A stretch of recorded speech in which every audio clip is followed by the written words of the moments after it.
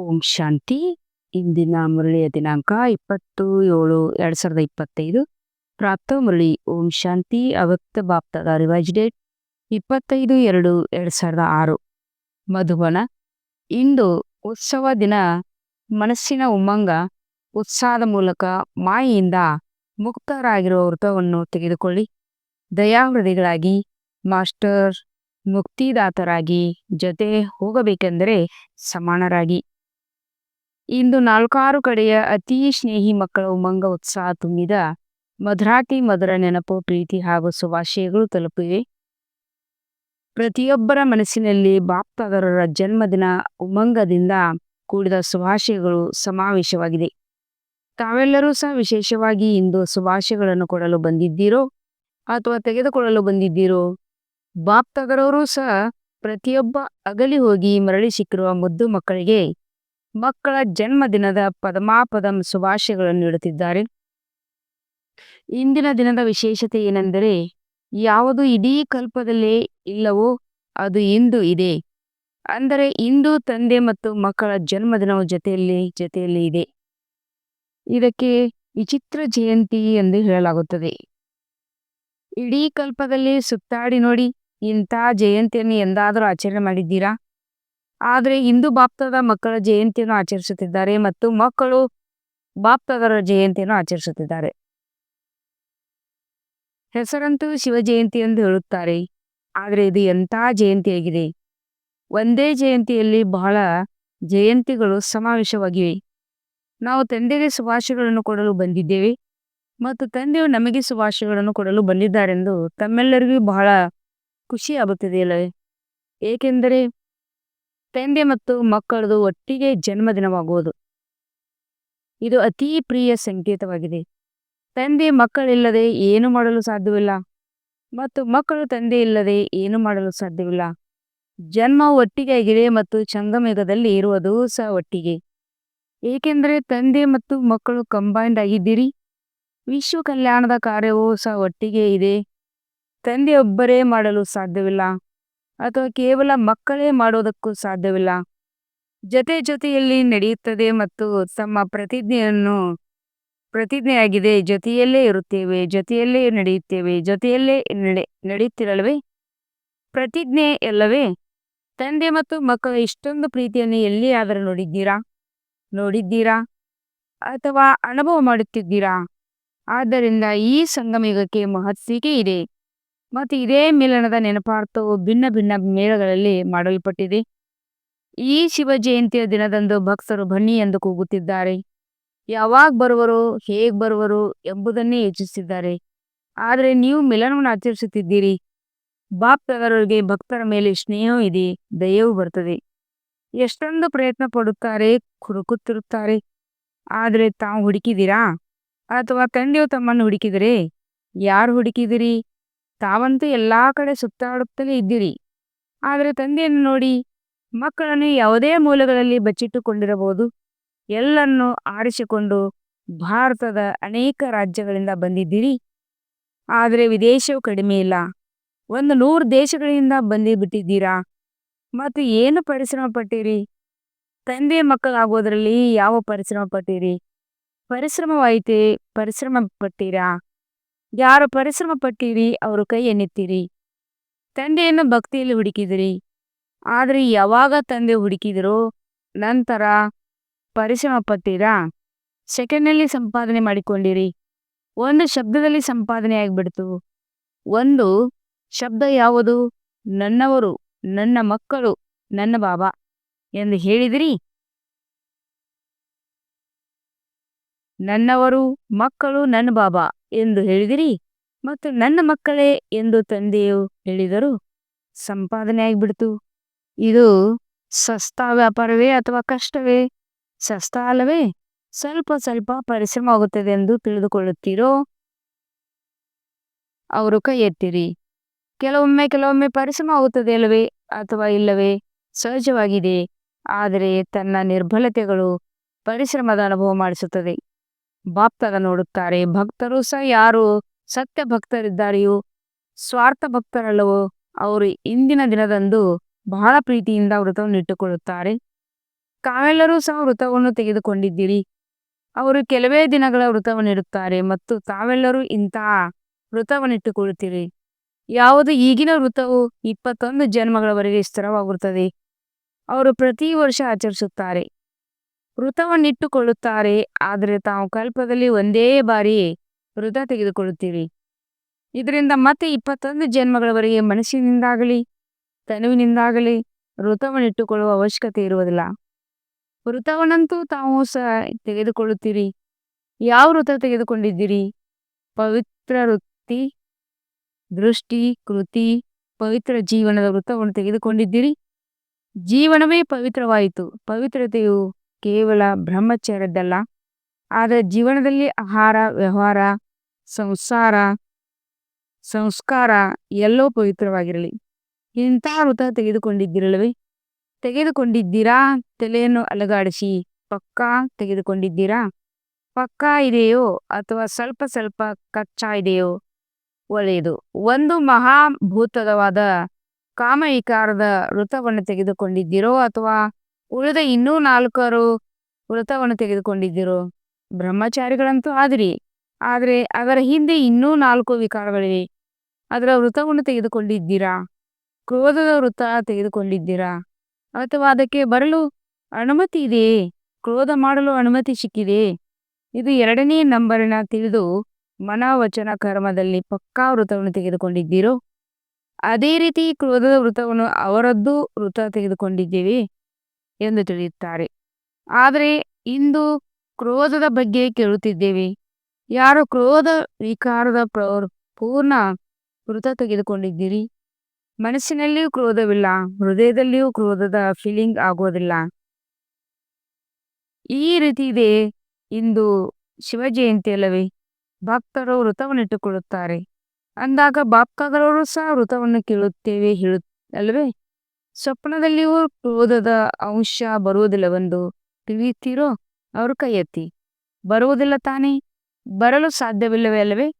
ಇವರ ಭಾವಚಿತ್ರವನ್ನು ತೆಗೆಯಿರಿ. ಯಾರೆಲ್ಲ ಕೈ ಎತ್ತಿದ್ದೀರೋ ಅವರ ಭಾವಚಿತ್ರ ತೆಗೆಯಿರಿ. ಏತಕ್ಕಾಗಿ? ಏಕೆಂದರೆ ತಾವು ಕೈ ಎತ್ತುವುದನ್ನು ಬಾಪ್ತಾದ ಒಪ್ಪುವುದಿಲ್ಲ. ತಮ್ಮ ಜೊತೆಗಾರರಿಂದಲೂ ಸರ್ಟಿಫಿಕೇಟ್ ತೆಗೆದುಕೊಂಡ ಮೇಲೆ ಬಹುಮಾನ ಕೊಡುತ್ತಾರೆ. ಇದು ಒಳ್ಳೆಯ ಮಾತಾಗಿದೆ. ಏಕೆಂದರೆ ಬಾಪ್ತಾದ ನೋಡಿದರು ಕ್ರೋಧದ ಅಂಶಗಳಾದ ಈರ್ಷ್ಯೆ, ದ್ವೇಷವು ಸಹ ಕ್ರೋಧದ ಮಕ್ಕಳು ಮರಿಗಳಾಗಿವೆ. ಆದರೆ ಯಾರು ಸಾಹಸದಿಂದ ಕೈ ಎತ್ತಿದ್ದೀರೋ ಅವರಿಗೆ ಬಾಪ್ತಾದ ಈಗಂತೂ ಶುಭಾಶಯಗಳನ್ನು ತಿಳಿಸುತ್ತಿದ್ದಾರೆ. ಆದರೆ ಸರ್ಟಿಫಿಕೇಟ್ ತೆಗೆದುಕೊಂಡವಂತರ ಬಹುಮಾನ ಕೊಡುತ್ತೇವೆ. ಏಕೆಂದರೆ ಬಾಪ್ತಾದ ಯಾವ ಕೆಲಸವನ್ನು ಕೊಟ್ಟಿದ್ದಾರೋ ಅದರ ಫಲಿತಾಂಶವನ್ನು ನೋಡುತ್ತಿದ್ದಾರೆ. ಇಂದು ಜನ್ಮದಿನವನ್ನು ಆಚರಿಸುತ್ತಿದ್ದೀರಿ. ಅಂದಾಗ ಜನ್ಮದಿನದಂದು ಏನು ಮಾಡುತ್ತಾರೆ? ಮೊದಲನೇದಾಗಿ ಕೇಕನ್ನು ಕಟ್ ಮಾಡುತ್ತಾರೆ. ಅಂದಾಗ ಈಗಂತೂ 2 ತಿಂಗಳು ಕಳೆಯಿತು. ಇನ್ನು 1 ತಿಂಗಳು ಉಳಿದಿದೆ. ಈ 2 ತಿಂಗಳಿನಲ್ಲಿ ವ್ಯರ್ಥ ಸಂಕಲ್ಪಗಳ ಕೇಕನ್ನು ಕಟ್ ಮಾಡಿದಿರಾ? ಆ ಕೇಕನ್ನಂತೂ ಬಹಳ ಸಹಜವಾಗಿ ಕತ್ತರಿಸುತ್ತೀರಲ್ಲವೇ? ಇಂದು ಕತ್ತರಿಸುತ್ತೀರಿ, ಆದರೆ ವ್ಯರ್ಥ ಸಂಕಲ್ಪಗಳ ಕೇಕನ್ನು ಕತ್ತರಿಸಿದಿರಾ? ಕತ್ತರಿಸಬೇಕಾಗುತ್ತದೆ ಅಲ್ಲವೇ? ಏಕೆಂದರೆ ತಂದೆಯ ಜೊತೆಯಲ್ಲೇ ಹೋಗಬೇಕೆಂಬ ಪಕ್ಕಾ ಪ್ರತಿಜ್ಞೆ ಇರುತ್ತದೆ ಅಲ್ಲವೇ? ಜೊತೆಯಲ್ಲಿರುತ್ತೇವೆ, ಜೊತೆ ನಡೆಯುತ್ತೇವೆ, ಜೊತೆಯಲ್ಲಿ ಹೋಗಬೇಕೆಂದರೆ ಸಮಾನರವಾಗಬೇಕಾಗಿದೆ. ಒಂದು ವೇಳೆ ಅಲ್ಪ ಸ್ವಲ್ಪ ಉಳಿದುಕೊಂಡಿರಬಹುದು. 2 ತಿಂಗಳಂತೂ ಕಳೆಯಿತು. ಅಂದಾಗ ಇಂದಿನ ಜನ್ಮವನ್ನು ಆಚರಿಸಲು ಎಲ್ಲಿಂದ ಬಂದಿದ್ದೀರಿ? ಎಲ್ಲೆಲ್ಲಿಂದ ಬಂದಿದ್ದೀರಿ? ವಿಮಾನಗಳಲ್ಲಿಯೂ, ರೈಲಿನಲ್ಲಿಯೂ, ಕಾರುಗಳಲ್ಲಿಯೂ ಬಂದಿದ್ದೀರಿ? ಓಡೋಡಿ ಬಂದಿದ್ದೀರಿ? ಇದು ಬಾಪ್ತಾದರವರಿಗೆ ಖುಷಿ ಇದೆ. ಆದರೆ ಜನ್ಮದಿನದಂದು ಮೊದಲು ಉಡುಗೊರೆಯನ್ನು ಕೊಡುತ್ತಾರೆ. ಅಂದಾಗ ಯಾವ ಒಂದು ತಿಂಗಳು ತಿಳಿದುಕೊಂಡಿದೆ, ಹೋಲಿಯೂ ಬರುತ್ತಿದೆ, ಹೋಲಿಯಲ್ಲೇ ಸುಡಲಾಗುತ್ತದೆ. ಅಂದಾಗ ಯಾವ ಅಲ್ಪ ಸ್ವಲ್ಪ ವ್ಯರ್ಥ ಸಂಕಲ್ಪಗಳ ಬೀಜವಿದೆಯೋ ಆ ಬೀಜ ಉಳಿದುಕೊಂಡಿದ್ದರೂ ಸಹ ಕೆಲವೊಮ್ಮೆ ಅದರಿಂದ ಕಾಂಡವು ಹೊರಬರುವುದು, ಕೆಲವೊಮ್ಮೆ ಶಾಖೆಗಳು ಹೊರಬರುವುದು. ಆದ್ದರಿಂದ ಇಂದಿನ ಉತ್ಸವದ ದಿನದಂದು ಮನಸ್ಸಿನ ಉಮಂಗ ಉತ್ಸಾಹದಿಂದ, ಮುಖದ ಉತ್ಸಾಹದಿಂದಲ್ಲ, ಮನಸ್ಸಿನ ಉಮಂಗ ಉತ್ಸಾಹದಿಂದ ಯಾವುದು ಅಲ್ಪ ಸ್ವಲ್ಪ ಉಳಿದುಕೊಂಡಿದೆಯೋ, ಮನಸ್ಸಿನಲ್ಲಿರಬಹುದು, ವಾಣಿಯಲ್ಲಿರಬಹುದು, ಸಂಬಂಧ ಸಂಪರ್ಕದಲ್ಲಿರಬಹುದು, ಅದನ್ನು ಇಂದು ತಂದೆಯ ಜನ್ಮದಿನದಂದು ತಂದೆಗೆ ಉಡುಗೊರೆಯಾಗಿ ಕೊಡಬಲ್ಲಿರಾ? ಮನಸ್ಸಿನ ಉಮಂಗ ಉತ್ಸಾಹದಿಂದ ಕೊಡಬಲ್ಲಿರಾ? ತಂದೆಯಂತೂ ಕೇವಲ ನೋಡುವರು, ಆದರೆ ಲಾಭವಂತೂ ತಮಗೆ ಇದೆ. ಯಾರು ಉಮಂಗ ಉತ್ಸಾಹದಿಂದ ಸಾಹಸ ನೀಡುವರು, ಮಾಡಿ ತೋರಿಸುತ್ತೇವೆ, ಸಮರ್ಥರಾಗಿ ತೋರಿಸುತ್ತೇವೆ ಎನ್ನುವಿರೋ ಅವರು ಕೈ ಎತ್ತಿರಿ. ಅರ್ಥವನ್ನು ಬಿಡಲೇಬೇಕಾಗುವುದು, ವ್ಯರ್ಥವನ್ನು ಬಿಡಲೇಬೇಕಾಗುವುದು. ಆಲೋಚಿಸಿ. ಮಾತಿನಲ್ಲಿಯೂ ಇಲ್ಲ, ಸಂಬಂಧ ಸಂಪರ್ಕದಲ್ಲಿಯೂ ವ್ಯರ್ಥವಿಲ್ಲ. ಇಷ್ಟು ಧೈರ್ಯವಿದೆಯೇ? ಮಧುಬನದಲ್ಲಿಯೂ ಇದೆ, ವಿದೇಶದಲ್ಲಿಯೂ ಇದೆ, ಭಾರತವಾಸಿಗಳಲ್ಲಿ ಇದೆ. ಏಕೆಂದರೆ ಬಾಪ್ತಾದರ ಪ್ರೀತಿ ಇದೆಯಲ್ಲವೇ? ಆದ್ದರಿಂದ ಎಲ್ಲರೂ ಒಟ್ಟಿಗೆ ಹೋಗಬೇಕು, ಯಾರು ಉಳಿದುಕೊಳ್ಳಬಾರದೆಂದು ಬಾಪ್ತಾದ ತಿಳಿಯುತ್ತಾರೆ. ಜೊತೆಯಲ್ಲೇ ಹೋಗುತ್ತೇವೆಂದು ಯಾವಾಗ ಪ್ರತಿಜ್ಞೆ ಮಾಡಿದ್ದೀರಿ, ಅಂದ ಮೇಲೆ ಸಮಾನರಂತೂ ಆಗಲೇಬೇಕಾಗುವುದು. ಪ್ರೀತಿ ಇದೆಯಲ್ಲವೇ? ಪರಿಶ್ರಮವಂತೂ ಕೈ ಎತ್ತುತ್ತಿಲ್ಲ ಅಲ್ಲವೇ? ಬಾಪ್ತಾದ ಈ ಸಂಘಟನೆಯ ಬ್ರಾಹ್ಮಣ ಪರಿವಾರದಲ್ಲಿ ತಂದೆಯ ಸಮಾನ ಚೇಹರೆಯನ್ನು ನೋಡಲು ಬಯಸುತ್ತಾರೆ. ಕೇವಲ ದೃಢ ಸಂಕಲ್ಪ, ಧೈರ್ಯವನ್ನಿಡಿ. ದೊಡ್ಡ ಮಾತೇನಿಲ್ಲ, ಆದರೆ ಸಹನಾಶಕ್ತಿ ಬೇಕು, ಅಳವಡಿಸಿಕೊಳ್ಳುವ ಶಕ್ತಿ ಬೇಕು.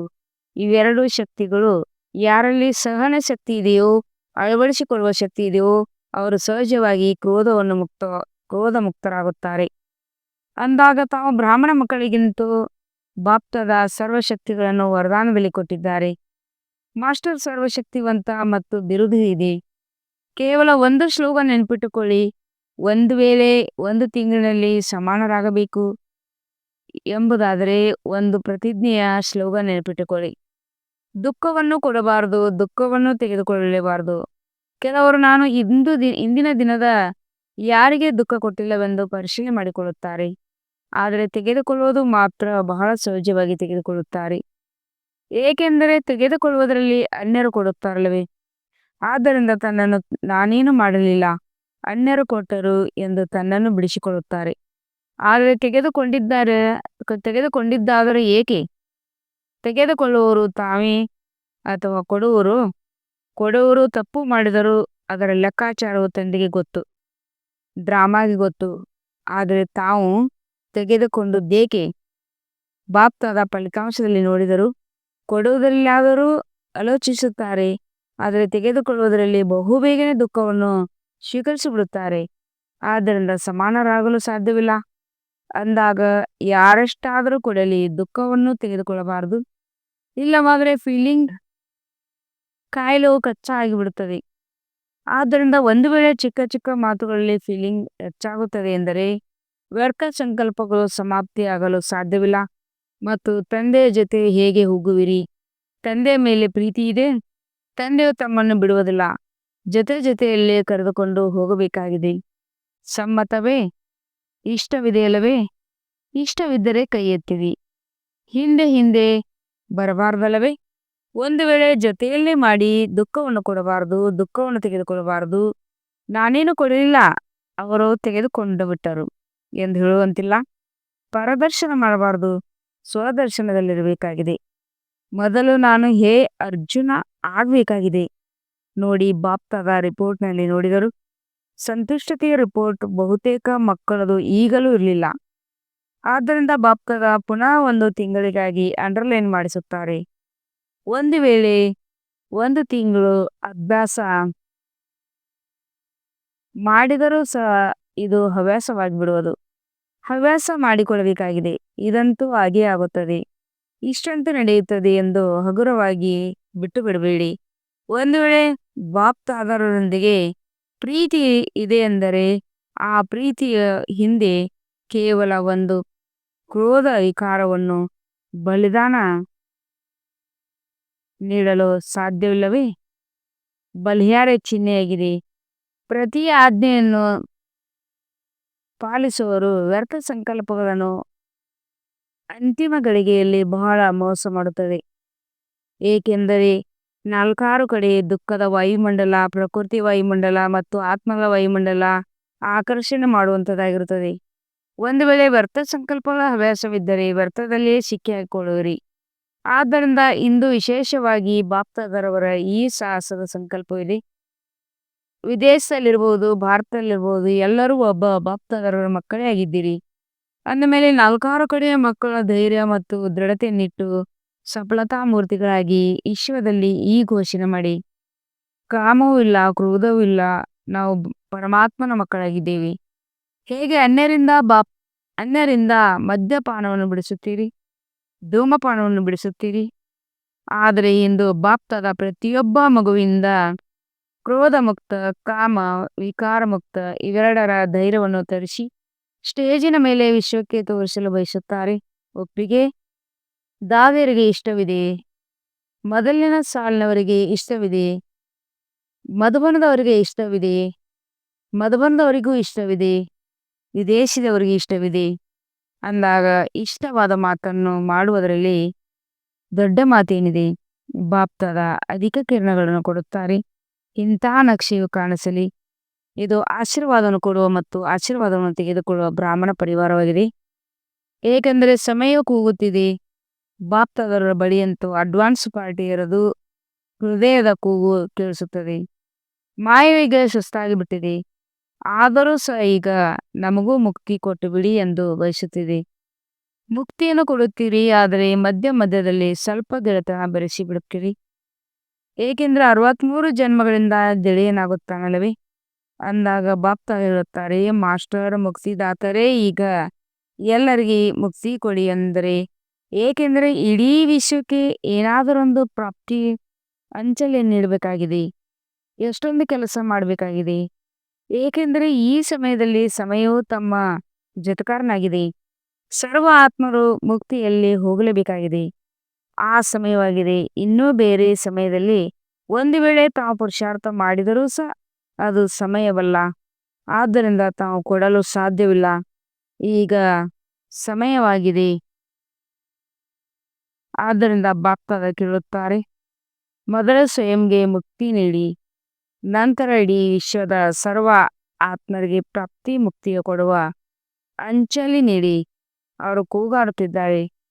ತಮಗೆ ದುಃಖಿಗಳ ಆ ಕೂಗಿನ ಶಬ್ದವು ಕೇಳಿ ಬರುತ್ತದೆ ಅಲ್ವೇ. ಒಂದು ವೇಳೆ ತಮ್ಮದರಲ್ಲಿಯೇ ತತ್ಪರರಾಗಿದ್ದಾರೆ, ಅದು ಕೇಳಿ ಬರುವುದಿಲ್ಲ. ಪದೇ ಪದೇ ದುಃಖಿಗಳ ಮಾಯೆ ದಯೆ ತೋರಿಸಿ ಎಂದು ಗೀತೆಯನ್ನು ಹಾಡುತ್ತಿರುತ್ತಾರೆ. ಈಗಿನಿಂದಲೂ ದಯಾಳು, ಕೃಪಾಳು, ಕರುಣಾವಿನ ಸಂಸ್ಕಾರವನ್ನು ಬಹಳ ಕಾಲದಿಂದ ತುಂಬಿಸಿಕೊಳ್ಳಲಿಲ್ಲವೆಂದರೆ ತಮ್ಮ ಜಡ ಚಿತ್ರದಲ್ಲಿ ಆ ದಯೆ, ಕೃಪೆ, ಕರುಣೆಯ ವೈಬ್ರೇಷನ್ ಹೇಗೆ ತುಂಬುವುದು? ಡಬಲ್ ವಿದೇಶಿಯವರು ತಿಳಿದುಕೊಂಡಿದ್ದಾರೆ. ತಾವು ಸಹ ದ್ವಾಪಾರದಲ್ಲಿ ದಯಾ ಹೃದಯಗಳಾಗಿ ಜಡ ಚಿತ್ರಗಳ ಮೂಲಕ ಎಲ್ಲರಿಗೂ ದಯ ತೋರಿಸುತ್ತಿರಲಿವೆ. ತಮ್ಮ ಚಿತ್ರಗಳಿವೆ ಅಥವಾ ಕೇವಲ ಭಾರತದ ಚಿತ್ರಗಳಿವೆ, ತಮ್ಮ ಚಿತ್ರಗಳಿವೆ ಎಂದು ವಿದೇಶದವರು ತಿಳಿದುಕೊಂಡಿದ್ದೀರಾ? ಅಂದಮೇಲೆ ಚಿತ್ರಗಳು ಏನೇನು ಕೊಡುತ್ತೇವೆ? ಚಿತ್ರಗಳ ಮುಂದೆ ಹೋಗಿ ಬಿಡುತ್ತಾರೆ, ದಯ ತೋರಿಸಿ ಎಂದು ಹೇಳುತ್ತಿರುತ್ತಾರೆ. ಅಂದಾಗ ಈಗ ಸಂಗಮದಲ್ಲಿ ತಾವು ತಮ್ಮ ದ್ವಾಪಾರ ಕಲಿಯುಗದ ಸಮಯಕ್ಕಾಗಿ ಜಡ ಚಿತ್ರಗಳ ವಾಯುಮಂಡಲವನ್ನು ತುಂಬಿಸುತ್ತಿರೆಂದರೆ ತಮ್ಮ ಜಡ ಚಿತ್ರಗಳ ಮೂಲಕ ಅನುಭವ ಮಾಡುತ್ತಾರೆ. ಭಕ್ತರ ಕಲ್ಯಾಣವಾಗುತ್ತದಲ್ಲವೇ? ಭಕ್ತರು ಸಹ ತಮ್ಮದೇ ವಂಶಾವಳಿಯದಿಲ್ಲವೇ? ತಾವೆಲ್ಲರೂ ಗ್ರೇಟ್ ಗ್ರ್ಯಾಂಡ್ ಫಾದರ್ನ ಸಂತಾನರಾಗಿದ್ದೀರಿ ಅಂದಾಗ ಭಕ್ತರು ಬಲೆ ದುಃಖಿಯಾಗಿರಬಹುದು, ಆದರೆ ಅವರು ತಮ್ಮದೇ ವಂಶಾವಳಿಯಾಗಿದೆ ಅಂದ ಮೇಲೆ ತಮಗೆ ದಯ ತೋರುವುದಿಲ್ಲವೇ? ಬರ್ತದೆ, ಆದರೆ ಸ್ವಲ್ಪ ಬೇರೆ ಕಡೆ ವ್ಯಸ್ತರಾಗಿ ಬಿಡುತ್ತೀರಿ. ಈಗ ತಮ್ಮ ಪುರುಷಾರ್ಥದಲ್ಲಿಯೂ ಹೆಚ್ಚು ಸಮಯವನ್ನು ತೊಡಗಿಸಿಕೊಳ್ಳಬೇಡಿ. ಅಣ್ಣರಿಗೆ ಕೊಡುವುದರಲ್ಲಿ ತೊಡಗಿ, ಆಗ ಕೊಡುವುದೇ ತೆಗೆದುಕೊಳ್ಳುವುದಾಗಿ ಬಿಡುತ್ತದೆ.